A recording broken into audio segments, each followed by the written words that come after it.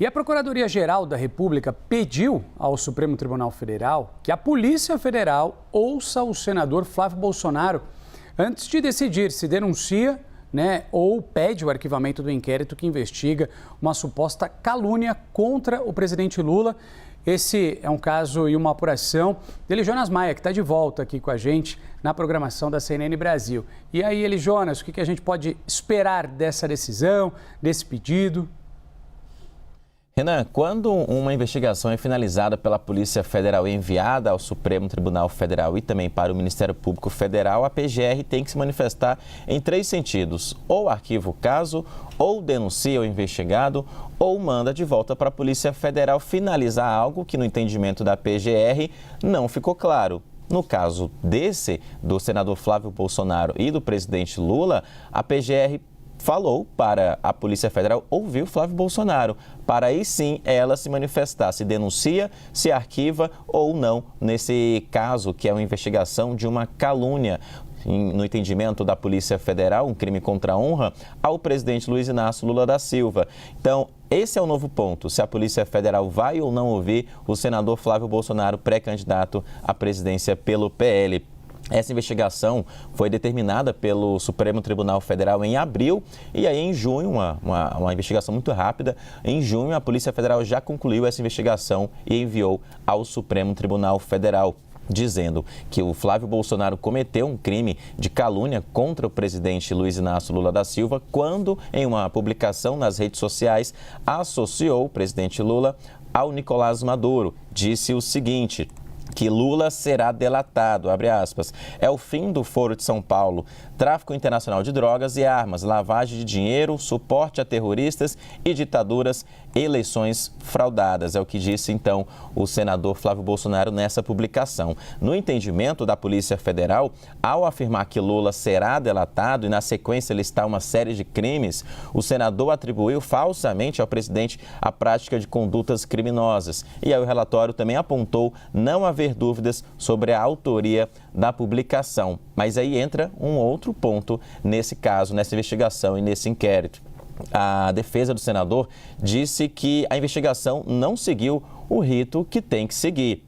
Inclusive, ele mesmo, o senador, como alvo dessa investigação, não prestou depoimento, não foi ouvido, como diz a defesa. E aí eles dizem o seguinte: os advogados sustentam que a PF também não ouviu o presidente Lula, que seria a pessoa vítima desse crime contra a honra, essa calúnia, não realizou oitivas, segundo a defesa aí também, que seriam os depoimentos, a tomada de interrogatórios, perícias criminais também, segundo a defesa, ou produção de prova documental.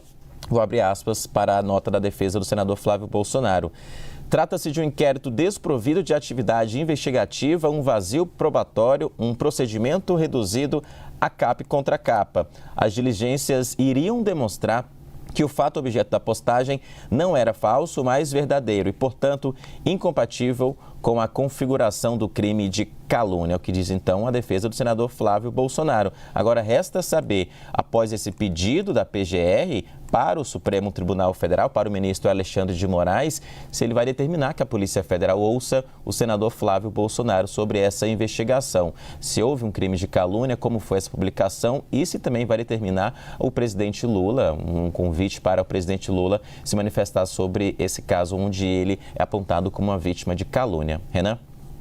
Obrigado, Eli Jonas Maia, nos trazendo um olhar a respeito dessa determinação, PGR pedindo então que a Polícia Federal ouça Flávio Bolsonaro. Bom dia, Theo. De calúnia. Aí, ó. Bom dia, Theo. Bom dia, Eli Jonas. Bem-vindo. O Theo veio para São Paulo, o Eli Jonas fica com saudades dele, né? Não só eu, todo mundo. É o carinho, né, da nossa redação com esse rapaz inteligente, né, simpático. Simpatia de Theo Cury sempre. Eli, obrigado por enquanto, viu? Valeu. Theo Cury, para além da sua fama em Brasília e em São Paulo, dessa simpatia toda, vamos seguir falando aqui do senador Flávio Bolsonaro, porque ele solicitou ao Supremo Tribunal Federal que o ministro André Mendonça assuma a investigação sobre a suspeita de envio de emendas para a produção do filme Dark Horse, do ex-presidente Jair Bolsonaro. Theo, hoje esse inquérito está nas mãos de Flávio Dino. Por que esse pedido de mudança? Bom, porque na avaliação dos advogados do Flávio Bolsonaro, o André Mendonça, por ser relator do inquérito que investiga as fraudes no caso do Banco Master, ele tem de ser também o relator desse pedido de investigação sobre as suspeitas de repasses de recursos para a produtora que elaborou, que realizou o filme Dark Horse sobre Jair Messias Bolsonaro. A gente tem uma tela para mostrar quais que são esses dois processos e de que maneira eles estão divididos por lá. O caso Horse no Supremo Tribunal Federal, ele tem duas frentes, uma com o Flávio Dino e outra com o André Mendonça. Logo de cara, quando esse caso começou, o pedido de investigação sobre o Dark Horse, os pedidos foram feitos e foram remetidos ao André Mendonça, porque é o relator do inquérito do Banco Master no Supremo e há uma suspeita de relação entre repasses do Banco Master e o financiamento do filme sobre Jair Messias Bolsonaro. Depois de um tempo, um processo que estava com o Alexandre de Moraes foi repassado ao André Mendonça, seguindo essa mesma lógica.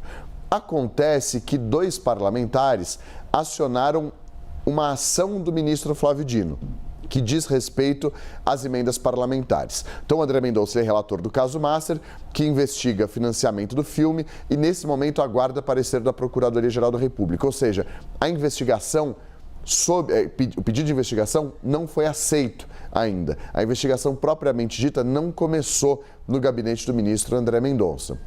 Diante disso, dois parlamentares, o Henrique Vieira e a Tabata Amaral, acionaram uma ação do Flávio Dino, uma ação que trata sobre emendas parlamentares, a ADPF 854, que diz respeito à transparência no repasse de emendas parlamentares a instituições, a ONGs, a empresas, e pediu que houvesse uma investigação. O Flávio Dino é relator das emendas parlamentares lá no Supremo. E ele autorizou a abertura de uma investigação pela Polícia Federal. Quem tornou isso público foi o diretor-geral da Polícia Federal. Ou seja, foi uma estratégia dos deputados que, sabendo que alguns processos iam caindo com o André Mendonça, acionaram diretamente essa ação. Essa é uma possibilidade. Há ministros que criticam essa forma, há advogados que criticam e há partes que criticam. Mas é uma estratégia que está à disposição. Diante disso, o ministro autorizou. O que acontece? A defesa de Flávio Bolsonaro viu e acionou o ministro Luiz Edson Fachin para desempatar essa treta toda. Acionou o Luiz Edson Fachin dizendo, olha, o senhor, em algumas ocasiões, já mandou esses casos sobre o Dark Horse por André Mendonça, que é relator da investigação do Master. Ou seja, diz a defesa de Flávio Bolsonaro, não faz sentido esse caso continuar com o Flávio Dino, porque isso pode trazer decisões contraditórias e medidas conflitantes. Porque um ministro pode decidir de uma forma, outro ministro pode decidir de outra. Isso aqui deixa muito claro. Um não abriu a investigação, o outro já determinou a investigação. Semana passada, você sabe muito bem, Matheus Teixeira e eu trouxemos que isso em algum momento pode coincidir. Diante desse temor de coincidência, a defesa do Flávio Bolsonaro, que acompanha a CNN, acionou o Supremo Tribunal Federal para tirar essa teima, tirar essa dúvida e tentar jogar esse caso para o ministro André Mendonça. Esse conflito, ou melhor, Theo, antes de encerrar contigo essas explicações tão importantes, é normal que um mesmo assunto fique ali transitando em gabinetes diferentes? Não é o ideal, mas é possível disso acontecer e em alguns casos acontece. Daí a necessidade de o presidente do Supremo algumas vezes ter de arbitrar a depender do caso. Porque às vezes são casos parecidos, que dizem respeito a personagens similares, mas cujo objeto de investigação não é o mesmo. Aqui é possível que ele seja o mesmo. Daí essa possibilidade de duas investigações concomitantes. Mas o tirateima, a decisão final vai ser do ministro Luiz Edson Fachin. A aguardar, a ver o que será definido nos próximos passos. Obrigado, Theo. Valeu. Te agradeço.